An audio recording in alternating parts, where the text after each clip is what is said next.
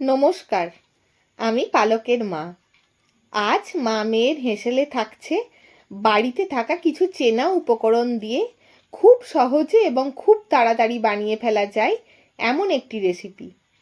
এটা আমার বাপির থেকে শেখা। দেখুন তো চিকেনের এই রেসিপিটা আপনাদেরও পছন্দ হয় কি না।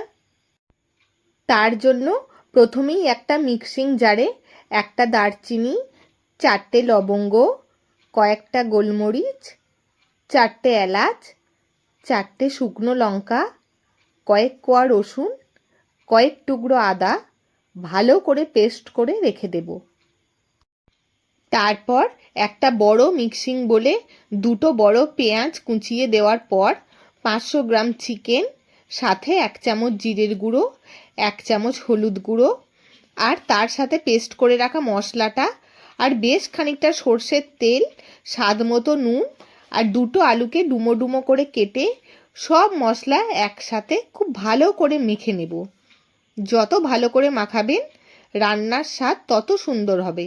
রান্নাটা মূলত হাতে মাখার ওপরই নির্ভর করে। তারপর এটাকে ঢাকা দিয়ে 1 ঘন্টা রেখে দিতে হবে। তারপর একটা কড়াইয়ে অল্প পরিমাণ তেল দিয়ে সেটা গরম হলে তাতে মেখে রাখা মাংসটা দিয়ে দেব। অল্প অল্প জল নিয়ে ওই বাটির মশলা ধুয়ে ওইটুকুই জল দেব। তারপর ভালো করে নেড়ে একটা টমেটো 4 টুকরো করে কেটে দিয়ে দেব। একেবারে ঢাকনা দিয়ে গ্যাসের স্টিম একদম কমিয়ে দেব। এবারে 35 মিনিট পর ঢাকা খুলে দেখব কিছুটা জল বেরিয়ে সেই জলেই আলু আর মাংস সুসিদ্ধ হয়ে গেছে, আর সাথে একটা সুন্দর গন্ধও বেরিয়েছে। এবার গরম ভাত আর গরম 1 বাটি মাংসের আলু ও ঝোল দিয়ে খেয়ে দেখবেন, কথা দিলাম দারুণ লাগবে।